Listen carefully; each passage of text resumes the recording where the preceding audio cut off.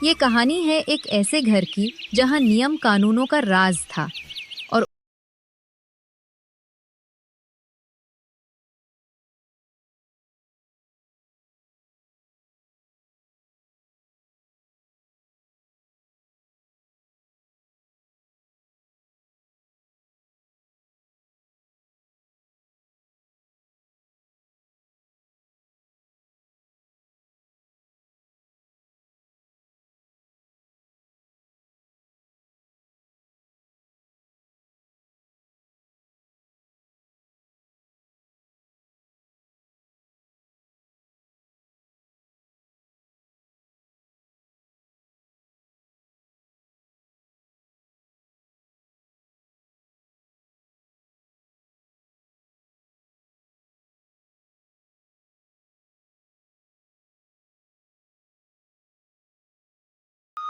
आइए आइए। रेखा जी उन्हें देखकर खुश हो जाती हैं। देखिए कितनी सुंदर लग रही हैं आप।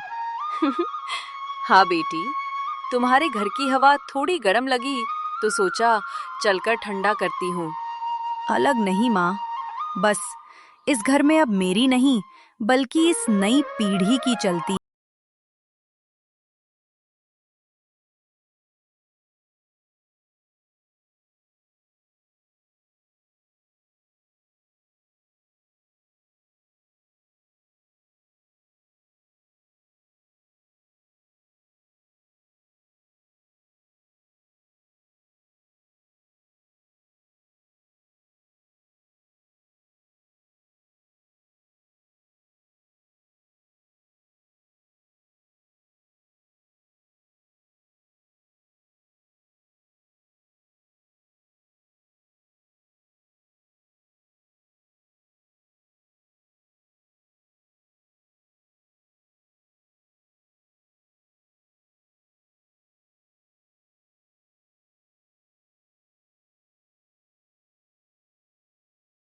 माँ, ये सब एक जैसे दिख रहे हैं, कुछ भी समझ नहीं आ रहा।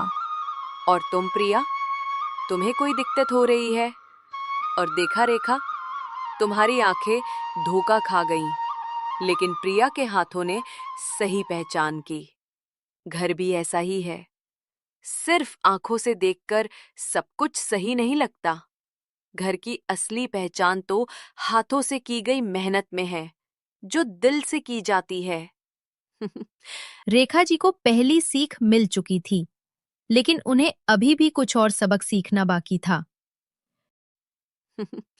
अगला खेल, तुम दोनों को इन मसालों की महक पहचाननी है, लेकिन एक शर्त है। रेखा, तुम सिर्फ नाम बताओगी कि ये कौन कौन से मसाले हैं, और प्रिया, तुम सिर्फ उनकी महक से पहचानोगी। माँ, मुझे कुछ नहीं समझ आ रहा। जीरा, धनिया, सौंफ सब एक जैसे लग रहे हैं। प्रिया, तुम कोशिश करो। ये जीरा है, ये धनिया और ये सौंफ।